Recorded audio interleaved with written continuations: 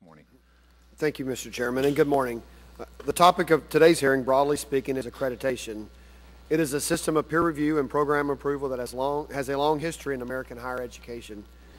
Accreditation is widely viewed as a seal of approval, a sign of program quality. In our higher education system, accrediting agencies are entrusted with a great deal of authority, determining which institutions are eligible to participate in the multi-billion-dollar federal aid student programs. It is not Congress or the Department of Education that sets the standards or visits the colleges to measure and verify their program quality. Instead, independent accrediting agencies bear this vital responsibility. This is not a fluke. Our nation has always tried to maintain an appropriate balance between accountability to students and taxpayers and the independence of our higher education system.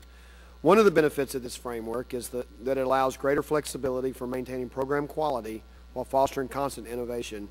For instance, if accreditation were defined by Congress and measured in terms of, for example, the number of books in a library, an institution that gives its students access to electronic course materials could be unfairly excluded from financial aid programs. Understanding the basic purpose and process of accreditation is necessary as we delve into the specific topic of our hearing. Today we'll look at a report from the U.S. Department of Education's Inspector General regarding one specific accrediting agency and the process it used to grant accreditation to a particular institution of higher education. This is one of a series of reviews done by the IG examining how accrediting bodies are operating within the parameters of the law. I will leave it to the Inspector General to spell out the details of her report. Let me simply say I appreciate the work that has been done to ensure the intent of Congress that accrediting bodies use the necessary tools to ensure the program quality is being met.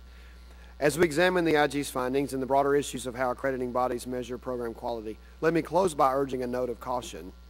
American students and taxpayers must have confidence in our accrediting system. On that, we all agree. We need transparency and accountability to ensure these independent bodies are fulfilling their mission.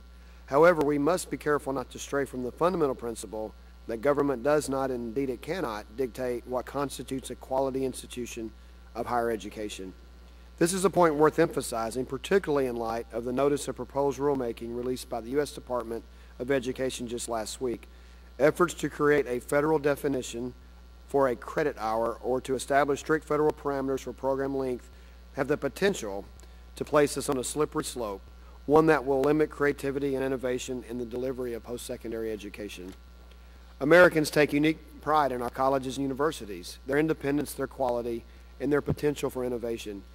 These virtues are rooted in our unique system of peer-reviewed accountability.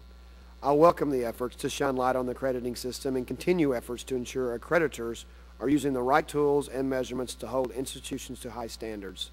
I believe we can maintain accountability without relinquishing the flexibility and independence of academia. Thank you, and I yield back.